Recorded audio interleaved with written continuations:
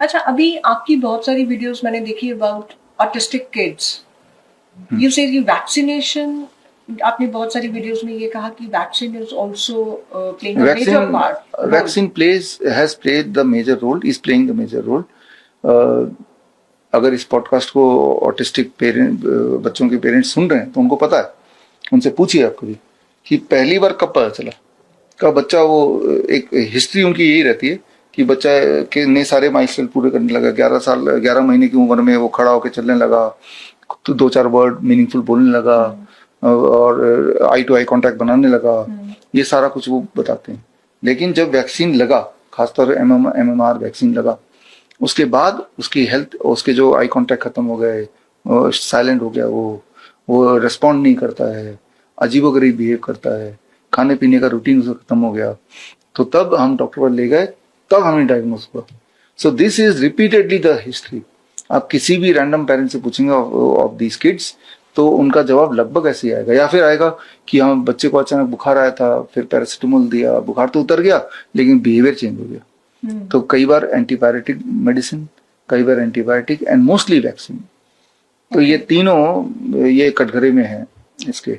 और इस जो ये बता रहा हूँ, it is not my observation only, not the parents observation, it is proven in science itself. The vaccine is containing mercury, and जब मर्करी, सारे वैक्सीन आजकल इतने ज्यादा हो गए, उनका कम्युलेटिव मर्करी का content is more than 100 times the safe limit. तो फिर बच्चों को वैक्सीन लगवाने नहीं चाहिए, क्योंकि बहुत सारे वैक्सीन हैं, जैसे वो एंटीमीजल वैक्सीन है, 35 वैक्सीन है। हाँ, तो वैक्सीन नहीं लगाना चाहिए, वैक्सीन का कोई फायदा नहीं है। और जिसको लगता है फायदा है, हाउ डू यू नो फायदा है कि नहीं है? ओनली एक तरीका आजकल, मेडिकल साइंस में लिखा है फायदा है क्या? क्या मेडिकल साइंस में कोई ऐसा पेपर है जिसे साबित किया गया हो कि वैक्सीन लगाने से किसी प्रकार का फायदा है? अगर तो ऐसा एक पेपर आप दे देंगे तो मैं आपको 10 लाख रुपए दे दूंगा। मेडिकल साइंस में है ही नहीं कहीं कि वैक्सीन से क्या फायदा, कोई फायदा है कि ये प्रिवेंट करेगा, नहीं है। अगर है तो आप दे दो, 10 लाख रुपए ले जाओ, है ना? है नहीं, वो तो फार्मास्यूटिकल इंडस्ट्री बोल रही है, गवर्नमेंट बोल रही है, डॉक्टर लगा रहा है वो बोल रहा है, साइंस नहीं बोल रही। तो ये पूरा नेक्सस है जो बोल रहा है, नेक्सस है ना, सारे आपस में मिले जुले सबको बढ़ रहा है ना। साइंस बोल रही है तो आप दिखा दो कहाँ है? मैं तो बोल रहा हूँ दिखाओ, राइट? जो पेरेंट्स ने लगवाया अपने बच्चे को, डॉक्टर बोले, वो डॉक्टर पर जाके बोले कि आपने जो वैक्सीन लगाया इसका फायदा है, कहीं दिखा दो आप।